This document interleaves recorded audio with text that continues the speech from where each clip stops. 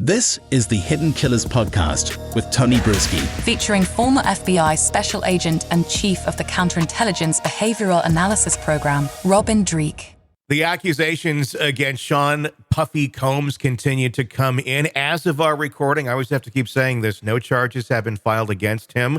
But that could change at, pretty much any time, considering Homeland Security has already gone through two of his properties and raids. Joining me to discuss this crazy case, Robin Dreeke, retired FBI special agent. Let's just start with the context of the Homeland Security going in and raiding two of his properties over suspected sex trafficking allegations.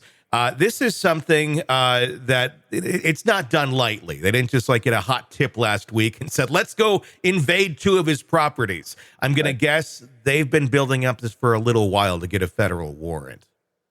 Yeah, most likely. And it really kind of Homeland Security going in.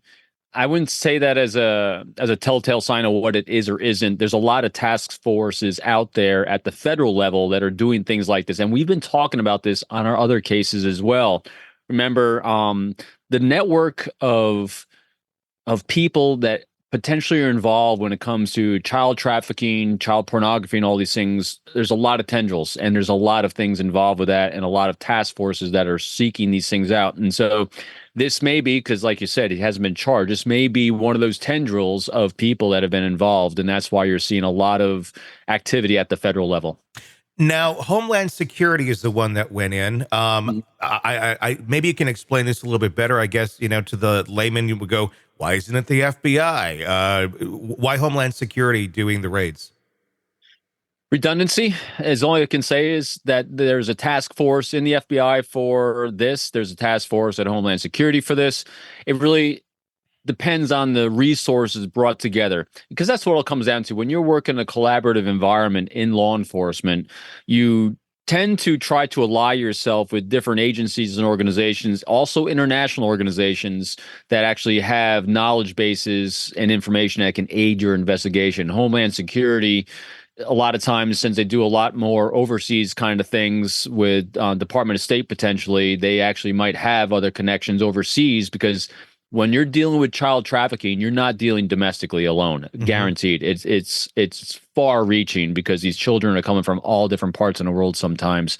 And so sometimes Homeland Security is better positioned for these investigations. Is it more disturbing, the fact that it was Homeland Security that went in and did this, other than just the FBI? Does that just show the potential for how expansive this may be? Maybe. I take it more as who's got the most invested, I guess, in the investigation is Homeland Security. Again, boy, these things get really complicated with the different agencies involved. I guarantee you the FBI is partnered with them on this. I don't think they're probably acting alone, but they are probably just lead on it. And so there's going to be a lot of federal organizations involved. If it's international, Interpol is going to be involved in providing information on this, because you're going to have foreign law enforcement that are going to be feeding information into this, most likely, if it's Homeland Security. Again, conjecture, but these things rarely are very localized. It's the tendrils go out, because it's all 99% of it's internet based, especially when it comes to trafficking. Yeah. These horrible monsters will purchase time, purchase people through the internet first for a delivery, believe it or not. Wow. Yeah. It's dark, horrible stuff. Yeah. So the fact that these raids did take place, it's just pure speculation. What was going on behind the scenes before this took place, if you were to speculate, for it to get to this point on an investigation level? So in order to get a warrant to do these things, you have to have a solid case. You have to have a solid probable cause, especially if it's going to reach the level of potential notoriety of the people involved. The dots and I's, the T's that are crossed, the I's that are dotted are at a very, very high level. There's a lot of levels of approval that go through this. It starts at like my level, that when I was a case agent in the field, I had to put a case together, part of me putting a case and investigation together was collaborating with a prosecutor, as we've said in other shows as well. It's a team, because just because I can investigate something doesn't mean it's going to go anywhere, because they don't want to waste my resource as an investigator if we're going to prosecute. So you're teamed with a prosecutor.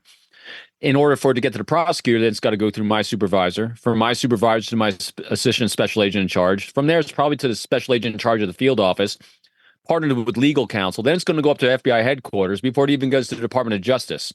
The Department of Justice is going to assign the prosecutor at that level over there. So it's multiple levels. And so I'm highlighting that this just wasn't done on a whim by someone in the field. Yeah. I mean, so on each and every level, is each level reviewing the previous group's work to make sure, okay, if they're doing it the way it should be done, yes. Especially when you're dealing with people, it's going to be a high profile case with a lot of scrutiny on it. I mean, just look at when they raided Trump's place down in Mar-a-Lago. Yeah. That went through a lot of wickets because they knew they're going to get backlash from both sides. And same thing here, because you're going to have a lot of fans and also people that aren't fans that are going to be weighing in on this. So they got to make sure that, one, it's going to be the most important thing in the world, a solid case, and it's going to be accurate, and justice will be served, both victims and also potential criminals. Yeah, I mean, because it can't be something where, I mean, there's a lot of room for leeway here. I mean, at the end of the day, if this was nothing, there'd be a massive lawsuit against the government, I would imagine,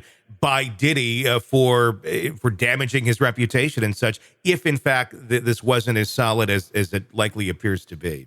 Right, but and also doing searches like this, they're fact finding as well, but they're not fact finding like throwing a net out and wishing you'll find something. They have to be able to articulate it to a judge that they have probable cause that they're going to find the evidence they need for prosecution. But again, that's why there's no charges, because this is fact finding. They're looking for elements of a crime that they can prosecute. So basically, they're going in there. They can't just take anything they want. They have a list of things that they are going after and looking for. That's why we see the homes being turned upside down and things like that as they're searching for these things. They go in. They did come out with some stuff. We'll see what exactly that is at some point. Want to listen ad-free? Want advance access to all of our interviews before anyone else? Become a True Crime Today Premium Plus subscriber on Apple Podcasts. You get every episode commercial free, so you can binge on true crime until you can binge no more. Search True Crime Today Premium Plus on Apple Podcasts now, or go to our podcast page and sign up now. More of the Hidden Killers podcast next.